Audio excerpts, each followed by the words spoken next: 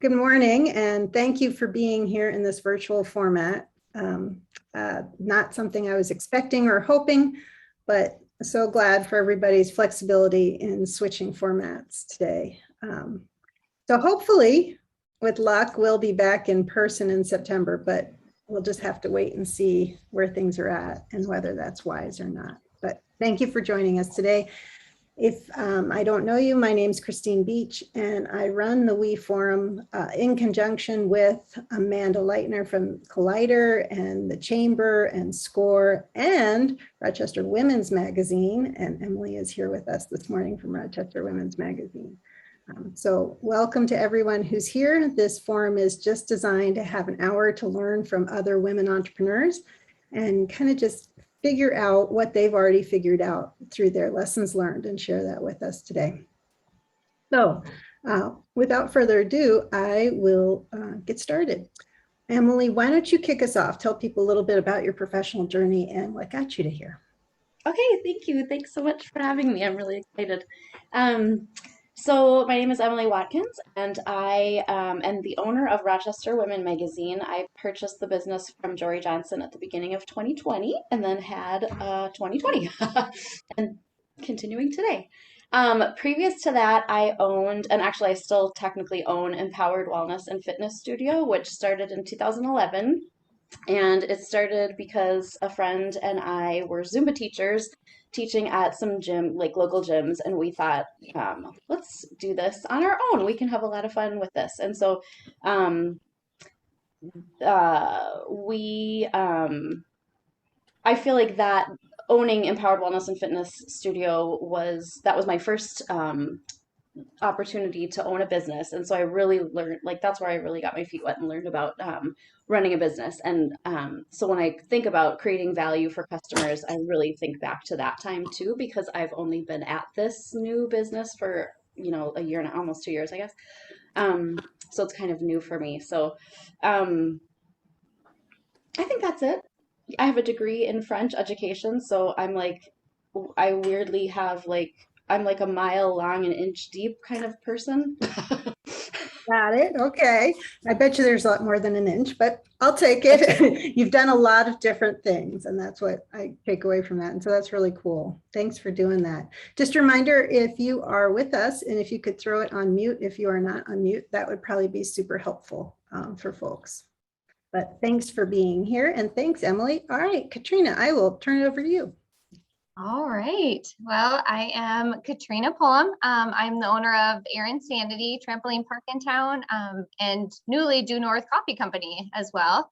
I started, I guess Erin Sanity was 3 years now, July 27th. So it's amazing that it's been 3 years. I don't know what, I'm kind of with Emily. Last year was whatever. There was a year there, I think. But yeah, so basically 2 years, I feel like we've been operating and open, and we love Erin Sanity, and we love being here and supporting the community and seeing all the smiling kids. So Erin Sanity has been a lot of fun to create. Before Erin Sanity, I've been in banking most of my career. My degree is actually in marketing, but I've really never used it until we opened our own business.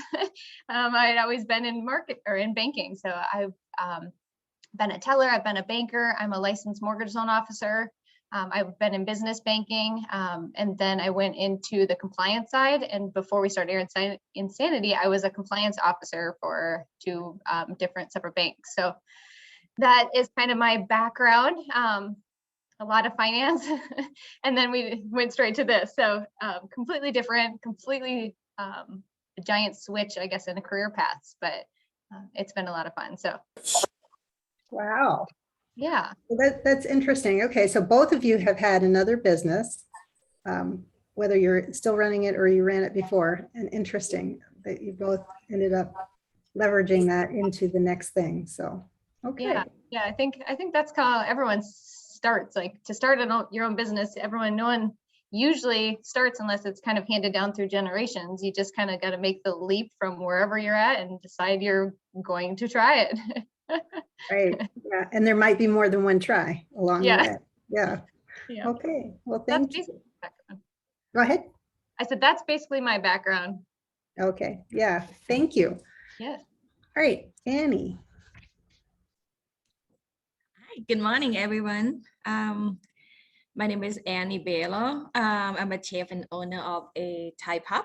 I'm born and raised in Thailand, and I moved to the USA to late 2012, and I was the lab scientist and looking forward to like get a job here at Mayo, and then on the side when I moved here, and then I start doing a Thai pop-up tasting menu at Forger Brewery for just a fun, like a something fun with, when I'm waiting for a job at Mayo, something like that. And then I doing that probably like once a month thing, and I never have a background in cooking at all, but it's just something that I have watching my mom when I grow up. I always interesting to cook, and I'm really have passionate about like good food. I want to, yeah, I want to eat a good food. I want to cook a good food, and then I start doing that. And once a month, I'm really enjoy. Actually,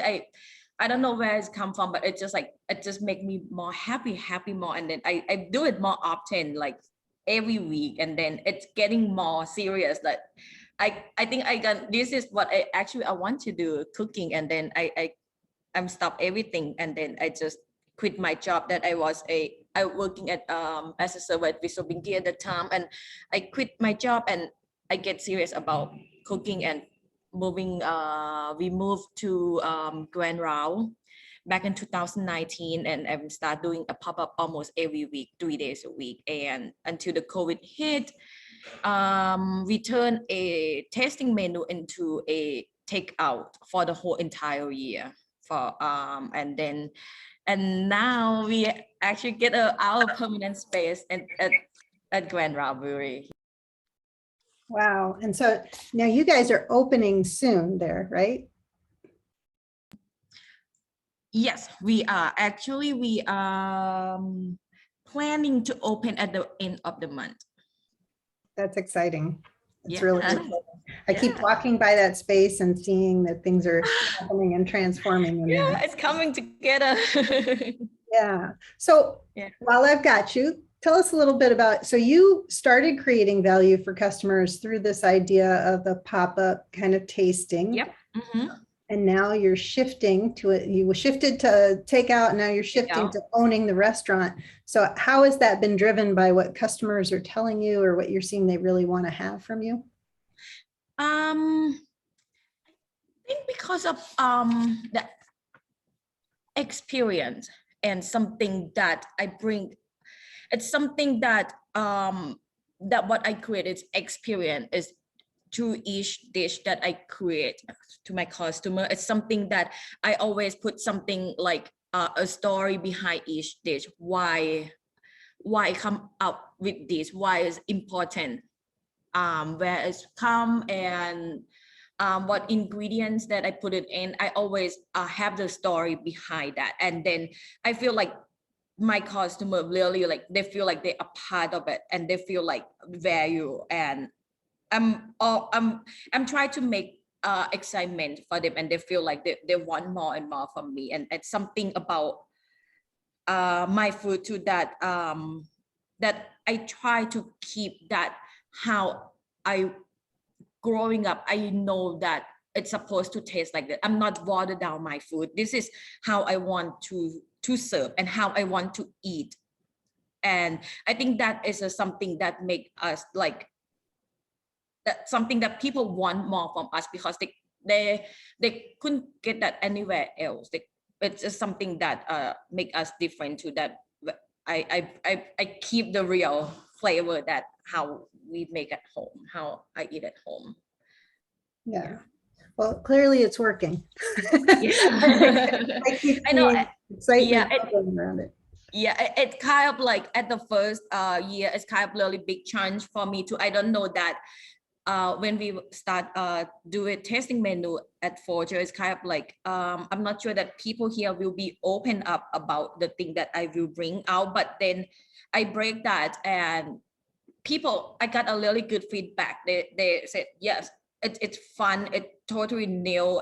They open up their mind, and then I feel more comfortable, and I feel really like I feel that people trusting me to allowing me to bring out the dish that they're not familiar with or something. And yeah, it just really I see that the last 6 years that I've been doing pop-up, I feel really grateful that we have it.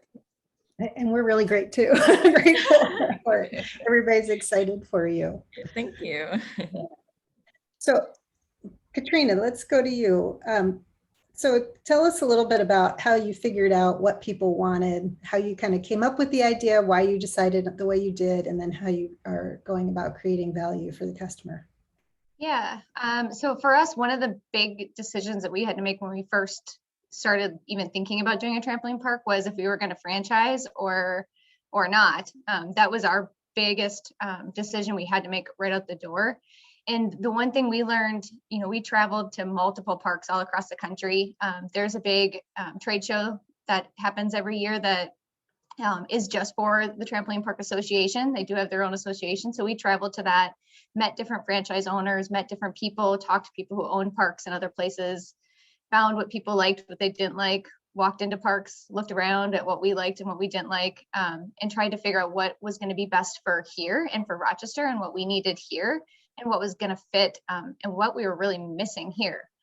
Because some of the parks have bowling alleys, but we have bowling alleys and we didn't want to do something that was already here. We wanted to bring more to Rochester and be different. So we looked at just about every franchise and just decided it was easier by far to do it a franchise because everything's laid out for you, everything's there, they had all the information. We decided none of them really fit what we wanted here. None of them, I mean, just down to even the colors. We didn't like the color schemes of anything. We didn't like the limitations. A lot of them were just trampoline parks. And to us, that was kind of old school when we wanted to have newer attractions and new fun things and kind of more of the up and coming stuff and be able to add on.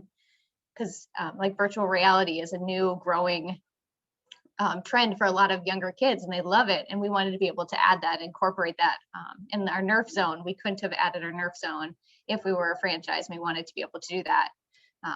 Right now we're looking at, and obviously last year set us back, but we're trying to put an outdoor miniature golf course and a high ropes course above it in our parking lot right next door outside. But being able to do those types of things and just be able to forward think, we wouldn't have been able to do if we franchise. So that was our biggest thing that we had to do. And we learned that the value in a little bit extra work, a little bit more research, trying to find a little bit more information on our own was worth it in the end. And so we created Air-Insanity from the ground up with some help of people that we met throughout the industry. We met a lot of great people that helped us and guided us in the right direction on where to find things and information. So that was our biggest first hurdle. And I think that was the most important thing, to create value for our customers and to give them the new fun stuff instead of trying to do what was already created right out the door. So that was our biggest step forward. And so And then you did not go with this is not a franchise. This is just, Nope. right? Yeah. Yes. Yep. Sometimes when people ask to speak to corporate, it kind of makes me smile because I do a spin and say corporate here. but yes, no, we are just a standalone one. We are prior again to 2020. We were looking at another location here in Minnesota.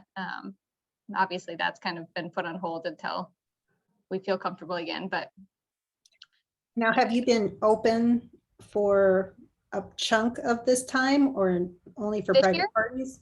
Yeah. oh, yep. This year we opened in January 15th. We reopened Mhm. this year. So yeah, we've been open since then. Okay. So, all right. Yep, more this to year has come. been pretty normal since we reopened. Everything's kind of came back. So our birthday parties and our groups, all of our summer groups. This week is our last week of summer camp, actually. So all the camp kids are here right now. That's why you keep seeing me look up, because looking at our cameras as they're all checking in right now for the last week of summer camp. Very fun. Well, I'm glad that was able to open back up and you survived. That's a good thing. Okay, we're gonna get back to that. So Emily, tell us a little bit about how you figured out what your customer wanted. Well, it's an ongoing process. So I have to give a shout out to you and Amanda for the We Forum that you did on the business model canvas, because I really have used that over the past few months to kind of determine who my customers are. And then, that process is just really eye-opening. It was really eye-opening for me. And so, similar to Amanda, when you were showing us that business model canvas for you, you have two different customer segments. Like you have your readers, and maybe I'm not using the right term for you, but I'm thinking of it in terms of Rochester Women Magazine. We have our readers who are our customers who are looking for content, and then we have our advertisers, and that is how that's where the money comes from for the business. That's how we run the business. Um, and so it was really helpful for me to kind of like separate those two, because for a while when I was getting started, it was all kind of muddled. Like I'm thinking like, oh my gosh, I have to create content that people are going to be interested, and I have to like contact, advertisers. So overwhelming. And so to be able to really divide those segments, and so I would say like the first step for me was to get really clear on who my customers are and then what value each of those segments needs. So I recently decided to hire a managing editor so that I can kind of just focus on the advertiser segment of the business. So that's sales, it's advertising sales, which is an area that like is super uncomfortable for me. It's not anything that I have training in or anything like that. So a lot of learning is happening for me. But I think the positive thing is that I, currently feel like I can connect more with the customer as a business owner than as a salesperson. I don't have the like lingo of sales or anything like that. So I feel like I'm a little bit more connected with the customer that way. So a main thing that I have noticed across both of the businesses is the community that is created around a business and the product or service that you offer. So that was with the Empowered Wellness and Fitness Studio. That was probably our biggest point of value for customers, was the community that was created. We noticed people coming and meeting each other at classes. Tons of friendships were created because of that studio. And so I'm trying to bring that same thing to the magazine, which is a little bit more difficult because the readers there are so many of them spread across Southeast Minnesota, and then advertisers too. It's just a much bigger group of people. But one thing that I decided to do was to start having a release event every time we put out a magazine. So every 2 months, the first Friday of every month, we have been meeting at 125 Live from 10 to noon and giving out magazines, and then inviting all print advertisers to come and have a table there where they can get in front of readers. And it's kind of nice to have it at 125 Live because then we sort of have like that audience as well. And I feel like that is a value for advertisers, because not only do they have an ad in a magazine that's going to be seen, thousands of times, but they have this opportunity to actually show up and like talk to our readers, talk to other advertisers, talk to 125 Live members. Jess Peterson, I think I saw you log on. She has come and had like tumblers or like glasses and mugs filled with candy that she gives out that are branded with Midwest. And so people go home from this event with, stuff from other businesses. And so that sort of creates this community of people getting together, talking, meeting each other. It also gives readers a chance to be there and meet some of the people who we have written about in the magazine. So I always invite everybody, writers, the subjects of the articles, everybody to come. And so everything kind of gets to come alive, come off the page a little bit and come alive. Yeah. So I think I'll leave it there for that question. Well, I kind of have a follow-up on that. As you've been exploring, what does the advertiser want? What does the reader want? Has there been anything that has surprised you, like feedback, like people really want X and I didn't know they were really going to want X, or anything like that? That's a great question. I feel like I might need a couple seconds to think on that. Nothing Should comes have to given that to mind. you ahead of time. Yeah, right. Thanks a lot, Christine. Yeah, No. I know. Um, I don't know. I'm sorry. I can't think of anything off the top of my head, but I'll keep thinking about Okay. that.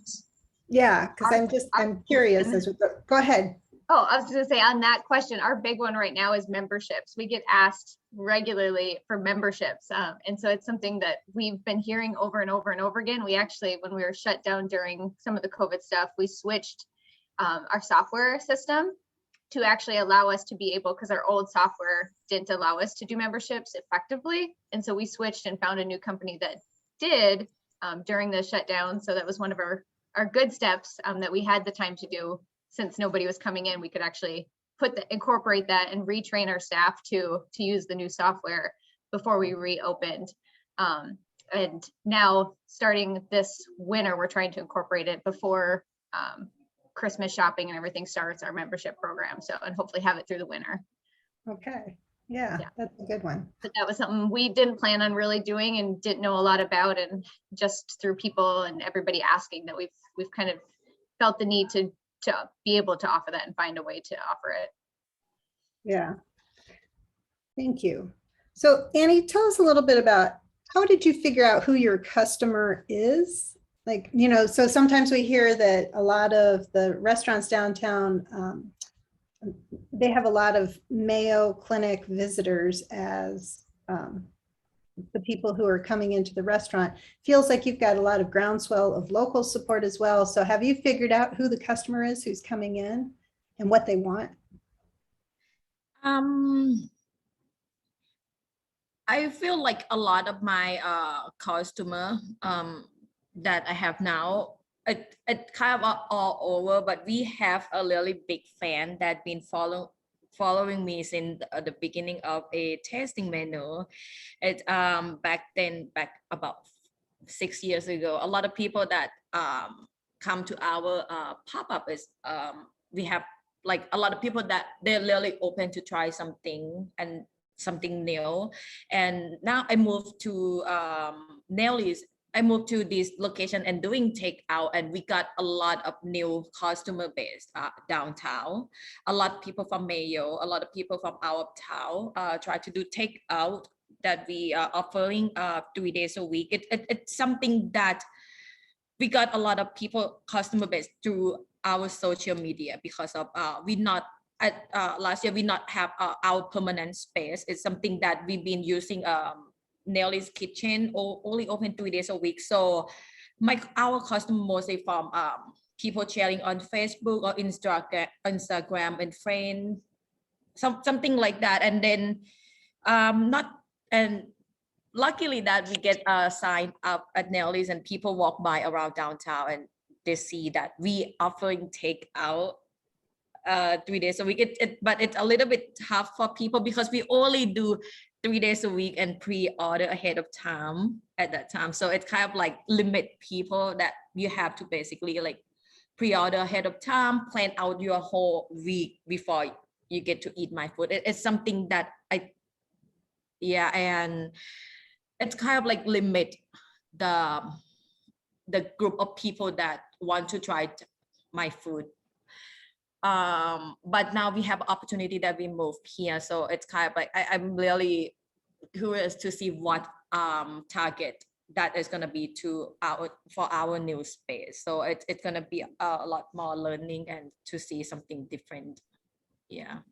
I suspect you're going to see a whole different client base. Yes. People who maybe decide they'd like to go out for Thai and they see your restaurant and they say, oh yeah, let's go. As opposed to the locals who had to plan and had to be very thoughtful and kind of think ahead on what they're Yeah, you're right. Yeah, when you mentioned about that, it's mostly like before we like take out, it's just the local people. We not really get a lot of people from out of town anything at all because of, like I said, it's just super limit and pre-order. But now like a lot of people like when we here for the last month to do like renovate stuff like that, people always pick in, people walk in and from Mayo, from out of town, they're like, oh, I can't wait to visit. It totally like a lot of people never knew us before, and then like, oh, what is Thai pop? And then it totally like opened up, and we can't wait to see what our new target is gonna be in downtown. I think, I suspect you're going to get a whole new group. So the group you had Yeah. before will come with you, and then you'll probably double with just the people who never knew how to get it before, and now they can. Yeah. That'll be exciting. So yeah, we'll have to stay tuned and see, what does your customer look like in Yep. a month or a year on that. So interesting. Thank you. Thank you. Yeah. All right, Emily, I've given you a little bit of time to think. Dang it, I thought you'd forget. Does something come to mind? So nothing has really come to mind. I think maybe because I am so new to this, I feel like I'm not like surprised, but like everything feels like a new thing to me. So nothing like stands out, I guess. I just am constantly learning about, I think about advertising, kind of about like the product or service that I'm offering, and how customers kind of go about thinking about advertising, and learning a little bit about their strategies, and then from there trying to figure out how I can kind of fit into what they're offering. I will say this isn't a really big surprise, but I hear so much from people with story ideas. Like content is never ending. Like there are just women in the Southeast Minnesota area doing amazing things every day, all day long. I mean, like we could have a magazine monthly that is like 100 pages and not even hit what is happening. And so I just want to say publicly that it's really hard to choose the articles that go in the magazine. And I think that's a little bit of a surprise to me, I guess, because before, like I helped Jory with the magazine a few years ago, and at that time, not being in charge, I was like, oh, why don't you do this? Why don't you do that? And then, of course, when you have the responsibility on your shoulders, you're like, oh yeah, yep, that's why. So I apologize that I haven't been able to tell all of your stories, because I know, like, one of the things that I love the most is to get to know people's stories. And that, like, that's one of my favorite things. Like when I meet somebody, I'm like, well, where did you come from? And how did you move to Rochester? And like, what was your first boyfriend's name? And like, I want to know all the things about all the people. So it makes it hard to kind of have to choose and whittle things down. And that's kind of where like the pinch point is for me, because the advertising is what makes it possible to tell more stories. And I don't feel like I've been able to get my sales pitch down enough to kind of persuade people that way. Like, so anyway. Yeah, so I think that's a really tough one, right? Because so you're trying to appeal to two different, very distinct customer groups. How do I convince someone to spend their advertising dollars on the magazine? And how do I convince people that they should go find my magazine and read all the articles? And yeah, so that, I mean, you absolutely have two very separate customer segments that you're in the middle of trying to provide value for. So yeah, you've got to figure out what makes each of them feel valued. Right? Yeah. So, Katrina, can you tell us, who is your customer? I mean, you mentioned like camps right now. So maybe your customer is more the summer school programs? So I see us in 3 segments. That's kind of in my marketing brain. That's where, even with designing the park, obviously kids, we're an indoor trampoline park. So we obviously work with every school. We do giveaways and fun promotions, and if kids hit different targets, like with Relay for Life, they do a lot of different fun programs throughout the school year, reading, awards, all sorts of different things. We do full classrooms. With Bamber Valley, for instance, they do a pop top.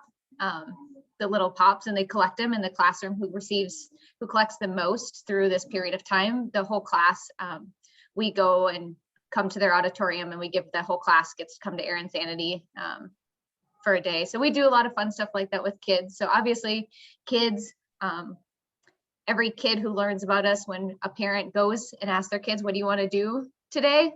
We want the kids to say they want to come to Air Insanity, of course. So kids are definitely, we do a lot with the schools and we focus a lot on kids. And obviously we want them to have fun. At the same time, it's super important that parents want to come here because parents are the ones who have the money and they ultimately decide where they go and where they spend their money at the same time. And we want parents to have a good experience when they're here too and be comfortable, have things to do. Emily needs to get her magazines here so parents have magazines to read. We've actually talked about that, but you know, simple things like we have 6 massage chairs throughout our park so parents can sit and relax in a massage chair while they're here. That's you know, really for the parent to have something to do. We put up, we have a giant screen that we put up to play football games. So like if the Vikings games or the games are playing, that parents don't have to stay home and watch the game and not come out, so that they can come here, the kids can run wild, get their energy out, and the parents can still sit and watch the game that they didn't want to miss. So we always try to think about those things. A lot of parents have oddly been asking for us to have a beer and wine here. It's one of those things that I never expected either. That's another strange thing that I had no clue was going to be wanted in a trampoline park, but we get asked a surprising amount of time. So we've actually looked at adding a liquor license. We have some good friends in Wisconsin who have already done it, and they have it at their trampoline park. And so I've been kind of just watching, like, to see if there's any red flags that I should be made aware of with doing it, and how their process is working. And it's actually working out fine for them. So another thing that we've learned that people wouldn't want, that parents want when they're just sitting here. And obviously it'll come with lots of restrictions, but but we'll have it here in the future, maybe during this winter, so for those games. So Katrina, how did you figure those things out? Is it people coming to you and saying, we would like to come, but the game's on? And so, oh, okay, I need to provide that for people. Or, you know, we wish you had. Are they like filling out comment cards or just coming and talking to you? Or how are you finding out? If anybody knows me, I am a talker and I live here at this park. So I am here all the time, walking around, talking to people, having conversations. I'm kind of like Emily. I ask way too many questions sometimes because I actually enjoy getting to know people and people telling me their stories. And we get a lot of people that come here that are from all over the world. We have a family right now from Dubai that comes every single night. So it's like, I love creating those relationships with people and just talking to people and hearing their stories and why they're here. What brings you to town? What do you do back home? Why are you here? You know, how did you find us? And so most of what I hear is literally just through conversations, wandering around, talking to people all the time, and people like to share information, and people, you know, are always like, oh, you should have this, or oh, you should do this, or oh, and you know, you want to be able to do everything and you can't. But when I start hearing things over and over again, then I start saying, okay, this is obviously something that we need to look at. Yeah, I think you've hit on a good point. Everybody has an opinion on everyone else's business. I'm sure Annie gets told all the time how she should deliver the food or what it should taste like, or, you know, and I could just only imagine being a chef and people are like, oh, if this is too hot, this is too sweet, this is too whatever. And you're like, this is how it tastes. And, you know, maybe you just don't like this food. So I just think about all these different ways that people can tell you, Emily, you know what you should have in your magazine, and Katrina, you know what you should have. So you absolutely have to make those choices of that. And I love how you said, Katrina, it's when it keeps appearing over and over again. And then you realize, okay, I need to adjust for the customer base and that. So yeah. Okay, thank you.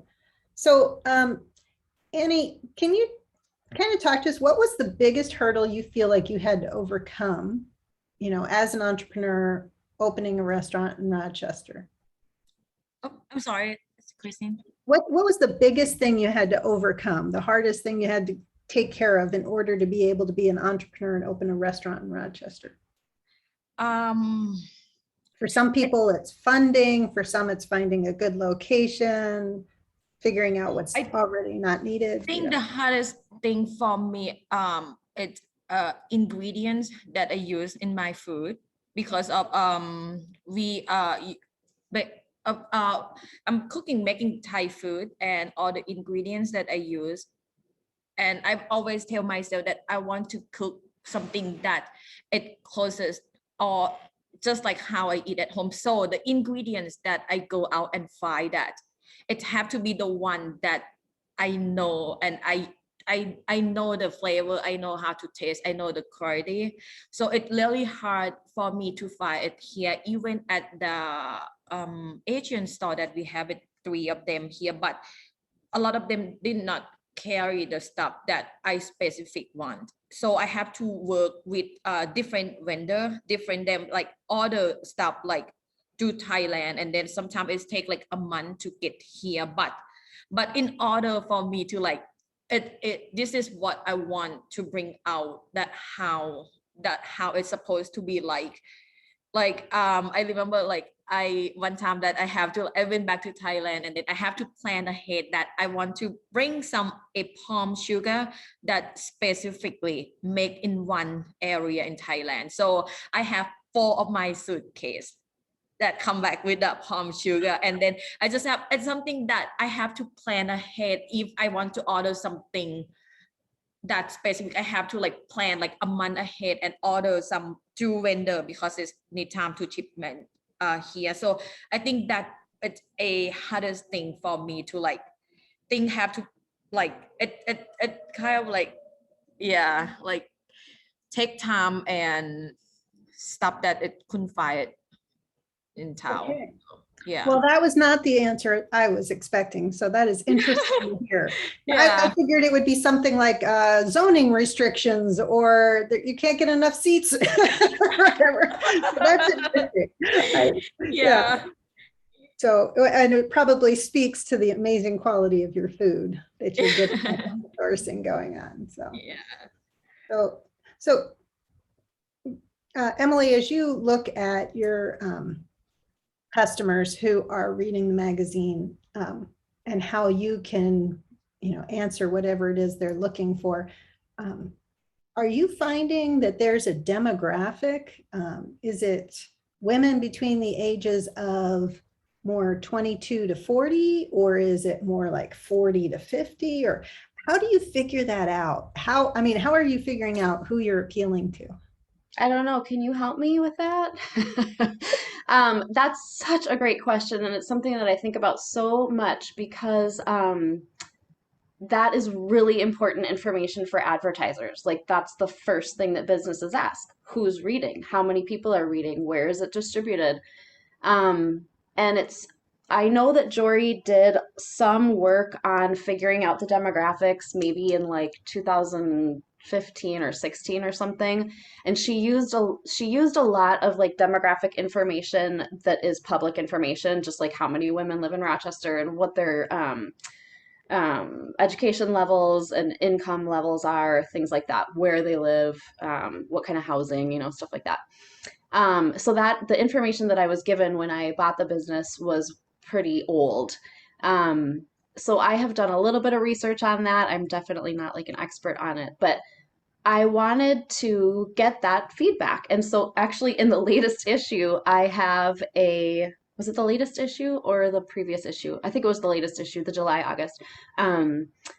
I put a link to a survey, a QR code that people could go to, and I've only gotten 3 responses to that. So, yeah, that is actually information that would be extremely valuable to me, but I'm not exactly sure how to go about getting it.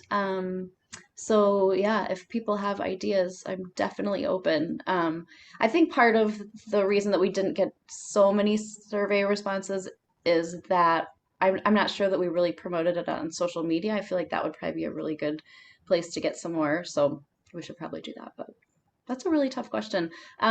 So all I have for you for an answer is just like my best guess. I think that for a while, before I took over, the target demographic for content to, thanks, Emily Langer. P.S. I owe you your subscription. Your envelope is on my counter right now. I think that the demographic who was kind of attracted to the content and featured in the magazine was kind of skewing like maybe a little bit older, maybe like 45 to 65 or something like that. I don't know that for sure. That was just sort of like the image that I was getting when I looked at it. And so it's actually a really important thing. One of my biggest goals when I took over was to diversify the magazine in terms of like whose stories are getting told, and then also who the magazine is appealing to. And one area it was expanding the reach of readership age-wise, so appealing to younger readers as well as to older readers. Because with a name like Rochester Women, that's super broad, and it's really important to me that all Rochester women can see themselves in the magazine. And I can't say that I'm doing like my like the job that I like as well as I could be doing. So there's always room for improvement there, but that is definitely a goal of mine. Yeah. I think that's a fair answer, partially because your magazine's offered for free in so many places. It's hard to figure out who's picking it up. I mean, I Yeah. suppose there's some deep dives you could do on where the magazines actually get the most traction and get picked up the most, but And yeah. I will say, I'm going to add, like Katrina said, that you kind of have three segments of customers. And I was thinking we actually do have a third segment in a way, and that is the places that stock the magazines.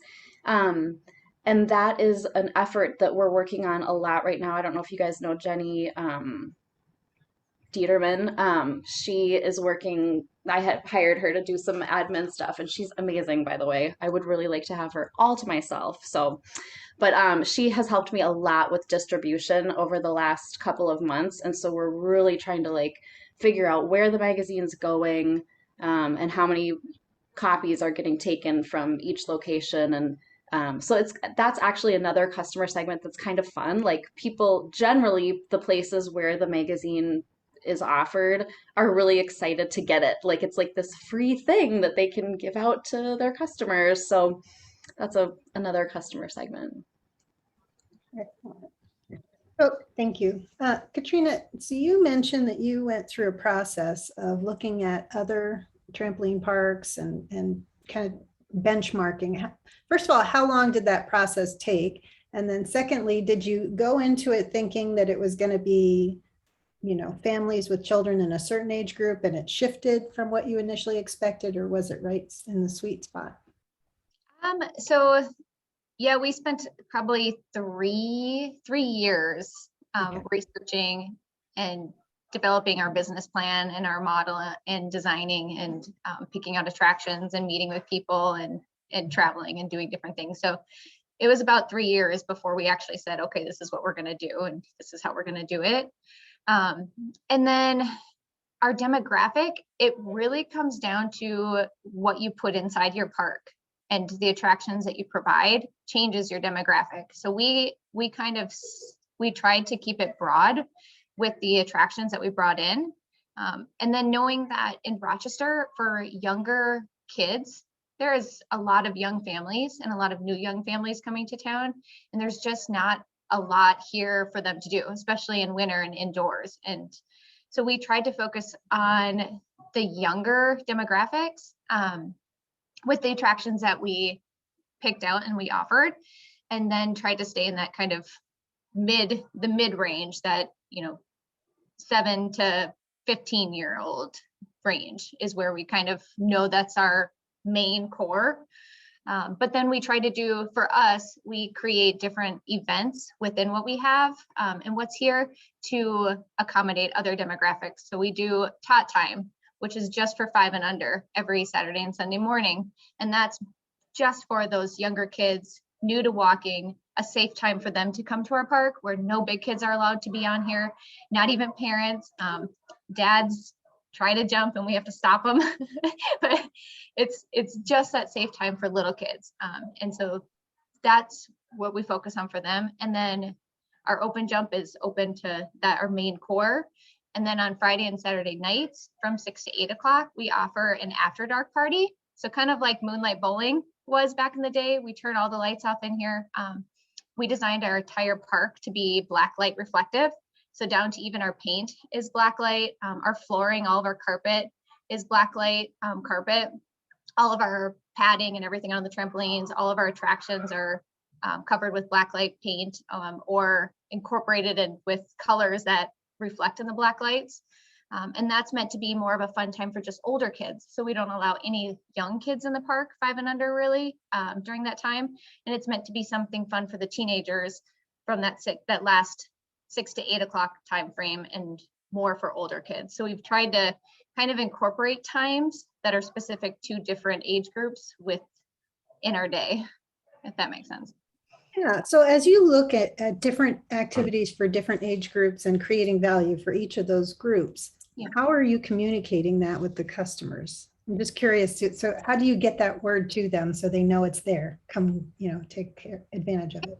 A lot of it is obviously social media, pushing events and different things through social media.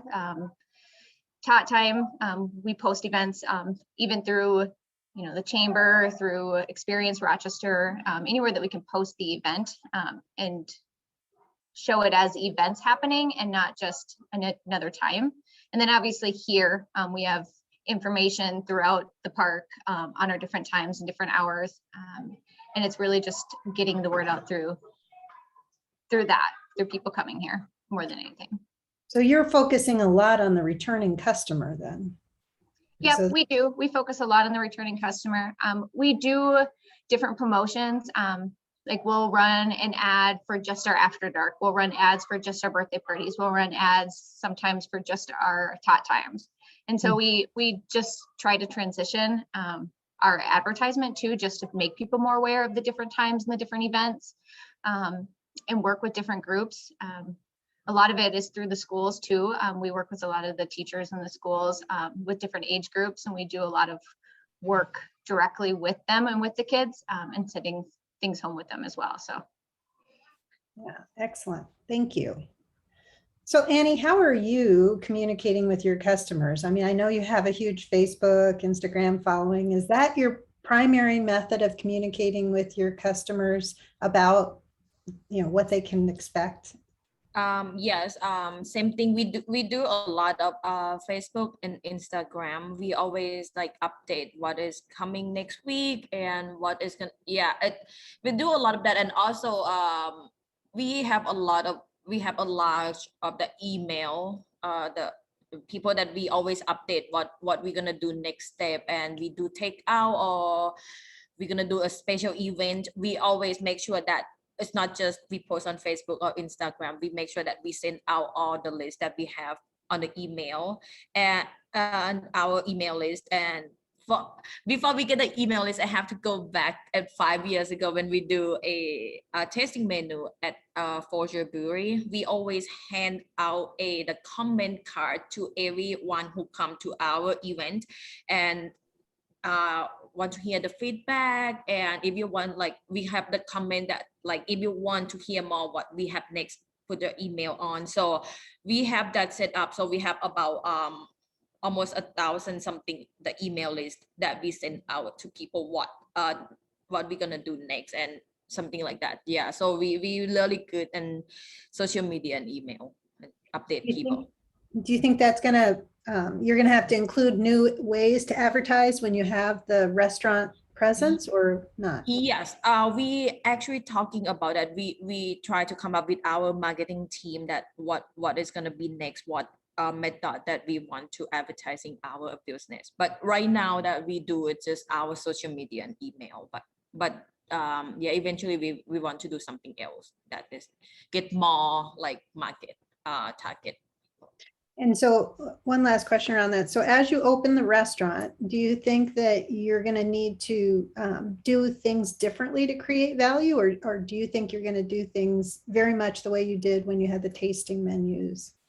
Well, a little bit of both. When I do tasting menu or takeout, I want to make sure that people feel like they be a part of it. They're excited to, because of takeout, I change the menu every 2 weeks. It's something that I've been doing for the last entire year, and I want to bring that to my permanent space, that the dishes that I create here, I make sure that I use the best ingredients, and I change the menu a lot and have the story. I am planning to train all my server to know why I come up with each dish, and they will get to talk to my customer why it's important, why Annie put this on the menu. So I want them to hear that, and I want them to connect the story and the food. It just it I feel really I like that when I go somewhere that I hear why the chef create this dish. So I want them to feel the same way that I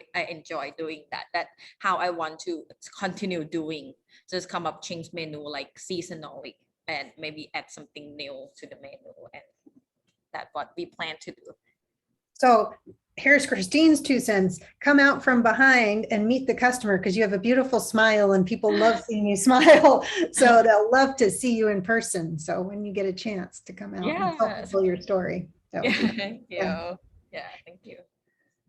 So Emily, so you have this very niche kind of thing with kind of when you have a media like you do, the print media, you have the chance to almost shape who your customer segment is and who you want to create value for based on the type of stories you tell, right?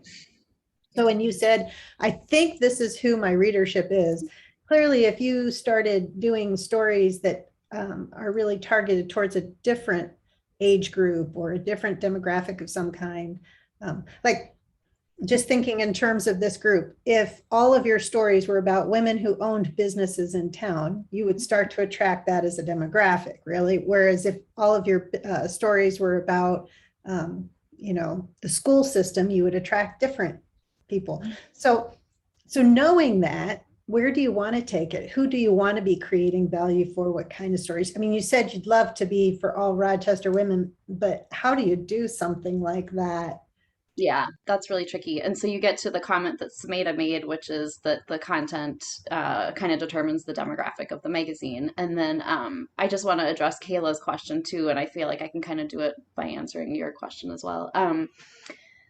I'm not ready to like box myself in and say I'm gonna only target, age 35 to 55.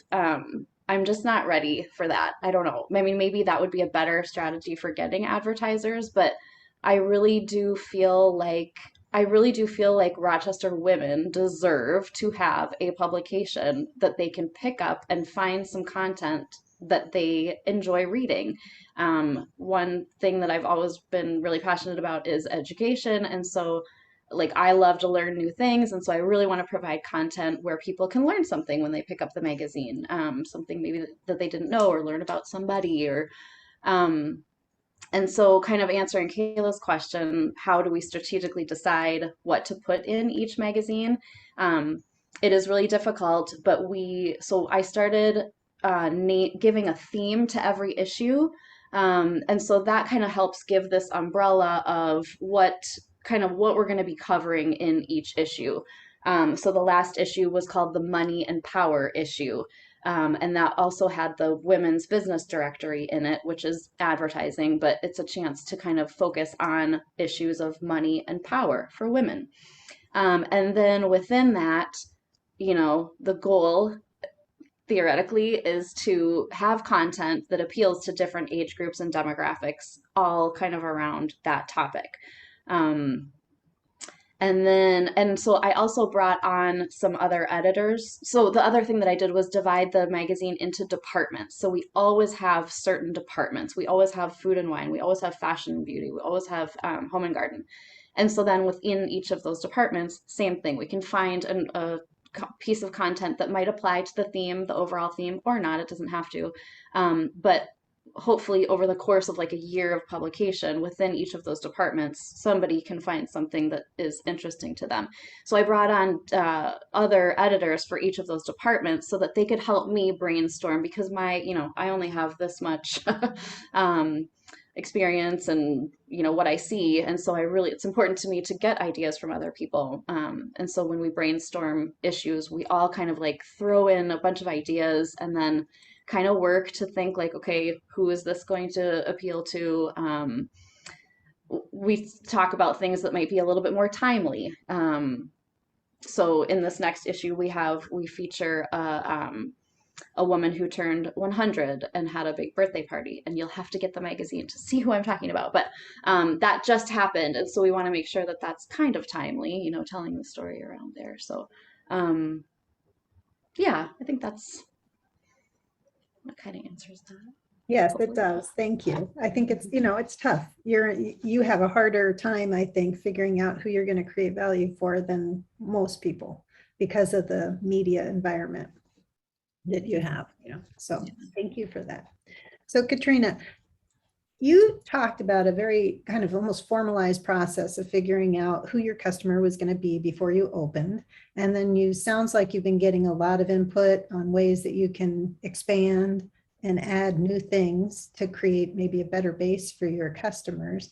I'm curious, have you created any sort of a formal way to get feedback from your customers, or are you just taking it as it comes? And do you think that the method you have right now is working, or do you want to switch it, or what do you think? Yeah, I think for the most part, I mean, we have some systems, so we kind of know who our customers are, just based on even our waivers, the age that your birthdays that go into that, we can kind of see like where people's birthdays are and how old most of our customers are.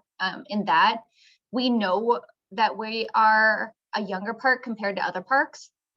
We're not, a lot of teenagers sometimes walk in and they look around and it's a lot of like 10 and 10-year-olds. And so they'll kind of walk out sometimes, or they'll stand there and be like, is this for us? Or, we get people who come on date nights, same thing, they're maybe in their low 20s and they just don't know, like they walk in like, oh, is this for us or is this for little kids? And so we know that that's kind of what we have created. And so that's kind of why we're looking at adding on and adding some of those other attractions to our park too, to give that older demographic that, still active, but not, 10 years old anymore, but wanting to still have things and fun things to do in town. And so that's where like the high ropes courses, things like that, it appeals to a more older demographic. And then even just a lot of companies are looking for fun team building activities, for team building and exercises for different, for our age and for fun things for, active adults to still be able to do. And so like the high ropes courses, we want to add that because that helps broaden our demographic even more. It offers something fun for the older kids, the teenagers, the people who, maybe are done playing dodgeball and just jumping on the trampolines and doing basketball and things like that. So we're trying to look at that and offer more attractions to appease that missing demographic that we know that we are not servicing right now. Well, thank you for that. And ladies, I just looked and saw we're 1 minute to 9 o'clock. So that time kind of went super fast. I hope that we covered a lot of the things that people asked in the chat. I'm trying to see some of those things. And thanks, Emily, for noticing and bringing it in as you were talking. So I don't know what's going to happen in September. We hope to be back in person. We are going to have, our panel is going to be on businesses that start in people's home and then grow out of the home. And so we have some great panelists coming up. You'll see that being advertised throughout the month. So I hope that you're able to join us next month, all of you. I want to thank you, ladies, for today, for the time you took to do this with us. And thank everyone who came in this virtual format and still was game enough to do yet one more Zoom meeting. I really hope you have a wonderful day and weekend. We have some lovely summer weather to enjoy. So thank you very much for coming, and hope I see you next month in person. Thank you so much. Yes. Great to see Thank you so everybody. much.